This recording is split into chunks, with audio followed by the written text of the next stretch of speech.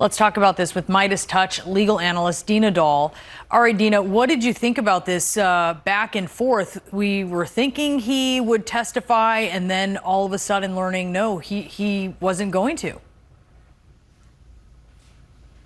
We've had a few big surprises in this case, and this was certainly one of them. His attorney in the opening statements kind of alluded to the fact that we might hear from him because he said that Walshe came upon her body and he was shocked and then ended up not knowing what to do with it. The only person who could kind of testify to being shocked was Walshe himself. So we thought he was going to testify, but turns out he's not.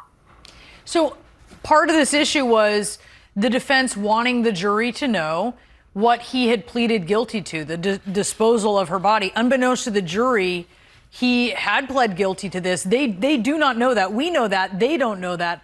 Why wouldn't the jury be allowed to know that? Well, you never want to introduce evidence that is going to lead them to believe that he's guilty of this crime, right? He's on trial for murder, not on trial anymore for the dismemberment and disposal of her body.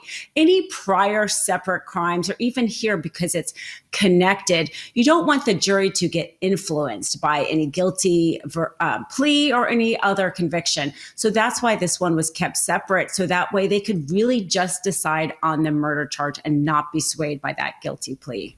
I wonder, Dina, how a jury responds to this, because during opening statements, Walsh's attorney is telling them they're going to hear evidence about how he found his wife dead in their bed and evidence about the medical field's perspective on sudden unexplained deaths in seemingly healthy individuals.